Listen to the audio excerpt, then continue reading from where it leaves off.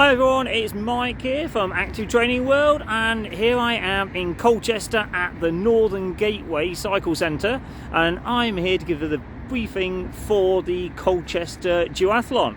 So you can see behind me the main building at the Colchester Northern Gateway, and also just over there, if I just look a little bit higher, there we go, you can see the car park. So when you all arrive at the car park, okay, that is obviously where you're going to be parking. We won't have any marshals in place. It's a huge car park. There's plenty of space. Just find somewhere to park up.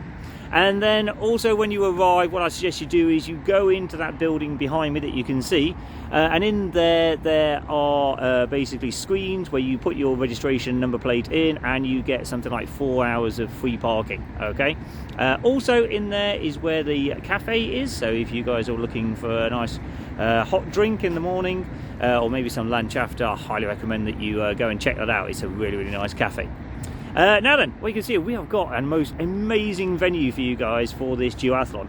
This little area you can see behind me here is actually like a kiddie area, and this is a bit of a practice your cycling skills type thing. Don't worry, that's not the circuit that the duathlon is going to be held on, but this is in fact where we will have our registration. Okay, so after you've come in and you sorted out your car parking, then you head over here and we will have our gazebos up here with our registration tents, and we will also have our tents selling Active Training World merchandise. So if there was anybody in and you wanted to sort of buy them a nice present or something for yourself, then you'll be able to pick up some nice hoodies, hats, t-shirts, all that kind of stuff. Now then, in terms, when you go to registration, you're going to be asked for obviously your name, and we will then register you and give you your numbers to use for the race, and also a timing chip.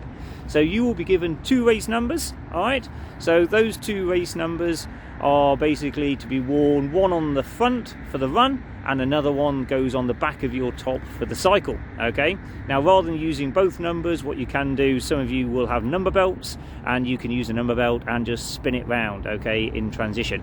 If you don't know what I'm talking about, don't worry about it, just pin one number to the front and one number to the back, okay, for the race. Now, like I say, you're going to get given a timing chip.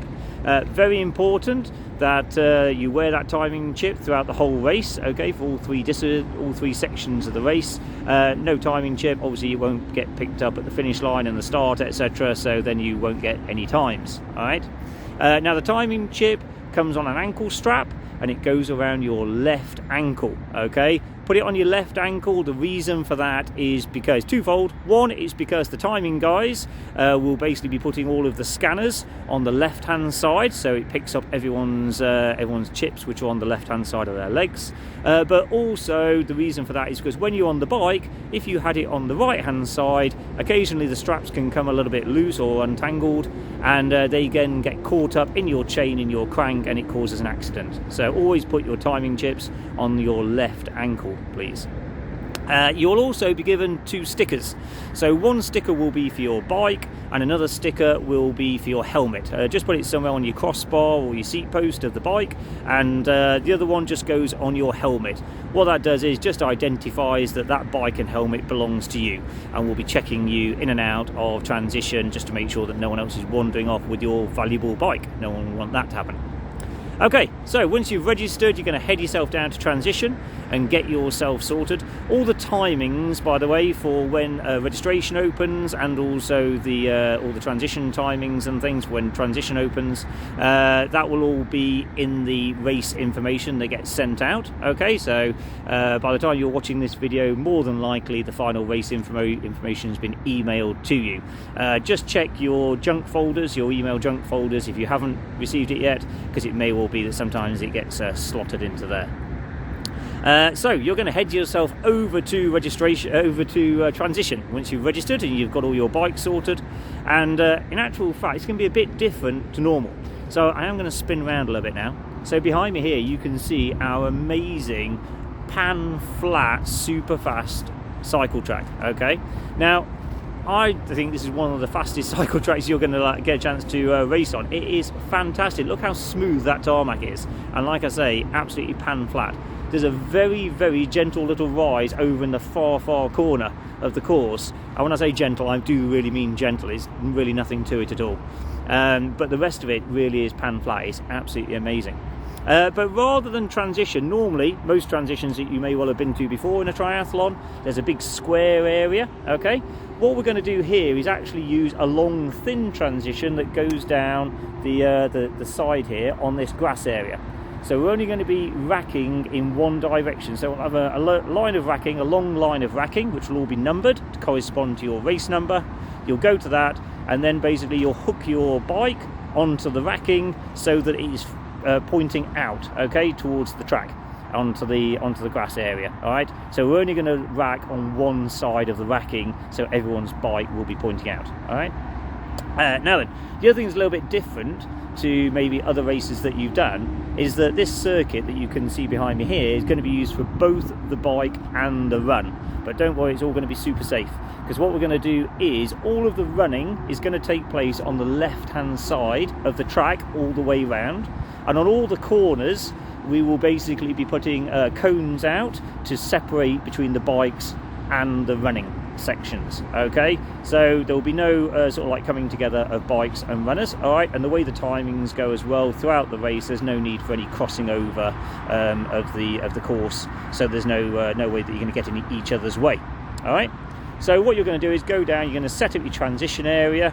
Okay, put your helmet there, so you're ready to go along with your bike. Any bike shoes you're going to use if they're different from your running shoes. Okay, and then you'll come back to the start. Now the start itself is actually going to be just behind me here, okay, just on this corner that you can see around here.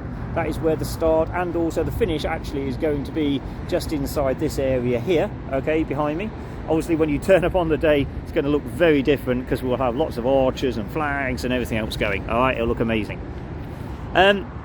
So the start, I recommend that you, just a few things around the timing. So the start, I recommend that you get yourself warmed up after you've got your racking sorted and transition sorted. Get yourself warmed up, ready to go. Be ready to go at least 10 minutes before the start, okay? And then you won't be in too much of a hassle.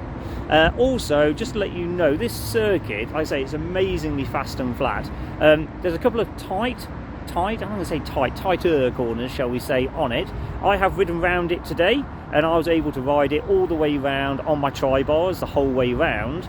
However, there were a couple of corners which the first time round it I went flying into, and it did catch me a little bit by surprise. So what we're going to do is, from the time that registration opens until half an hour before the race starts, we're going to give you the opportunity to ride around the circuit if you just want to familiarise yourself with a couple of the corners. All right. Please don't race around it absolutely flat out, because there will be people obviously racking in transition and that kind of thing. You know, we're not in a live race environment, so please be sensible. But if you did just want to ride around the circuit, just familiarise yourself with the bends and just to make sure that it's nice and safe for you, then you will be welcome to do that. All right. Right, so the actual race itself, the format of the race, what the format is going to be, we're starting, like I said, over at the start line, over there, okay, and you're going to run then 2 laps of this 1 mile circuit. All right, so the 1 mile circuit is the longest circuit that you can get out of here. It goes all the way round, and when you're running, we will start you across the full width of the track, but then we will ask you to merge to the left, okay, ready for the first bend that you can see at the end of this long straight. All right, and once you've merged there over to the left hand side, from then on you will stay on the left hand side of the track all the way round. So the left hand side on the big bends at the end, obviously it's on the outside of the track. All right, you're going to run all the way around the 1 mile, and you're going to do that twice, okay? So you're going to run round past transition and then go all the way round again. All right, and then the second time round you're going to run into the transition area, the transition zone, which will be down here, like I said, on the left hand side on this grass. All right, what you're going to do when you run into transition, you will be you're going to go to your bike. Very important, you put your helmet on first. All right, put your helmet on before you move your bike, and then you're going to head out of transition. Do not get on your bike straight away. All right, even though it's going to be a bit untraditional in terms of the layout and things, we will still have a mount and a dismount line.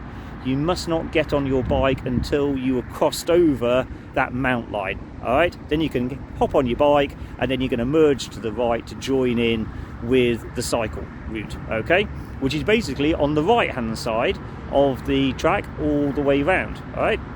Now just be careful if there are already bikes out on the course when you get into transition. Just have a quick glance over your shoulder just to make sure you're not swerving into someone's way. And obviously if you are coming around to complete your lap or you're going past transition, please just keep a bit of an eye out for anyone who is just mounted and is heading out onto the circuit. Okay, lots of communication we want out there on the bike ride, guys, on the bike section.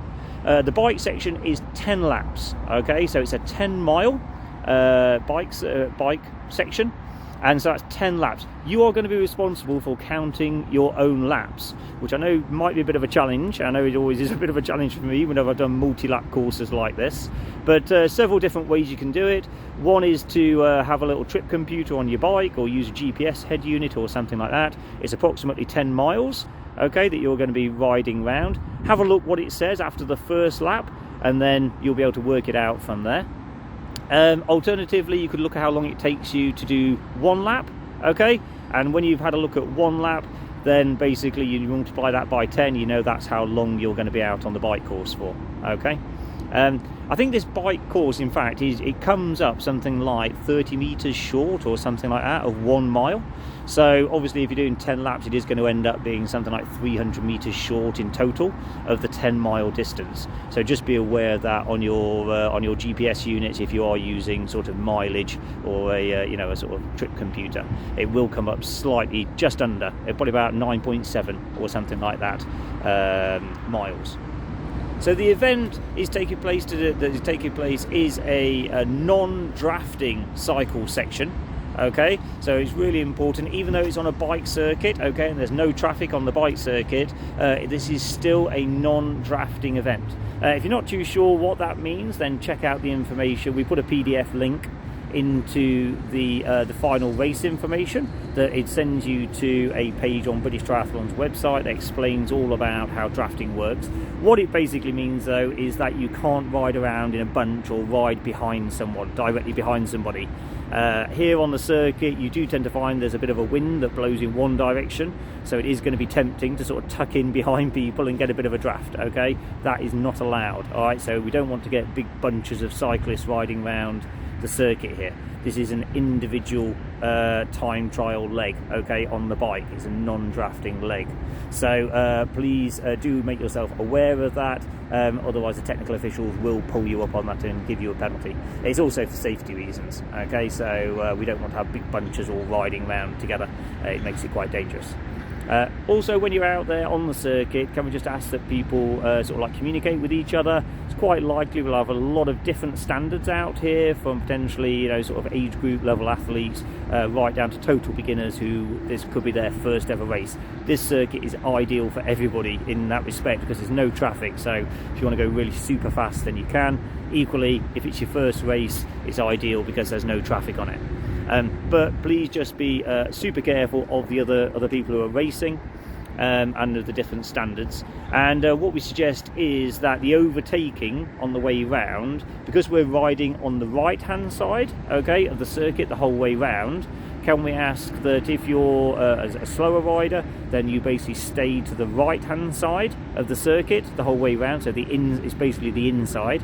And then if you're overtaking, then you overtake on people's left, okay? So as you go around the circuit, please overtake people on the outside, on the left hand side, as you go around the circuit, okay?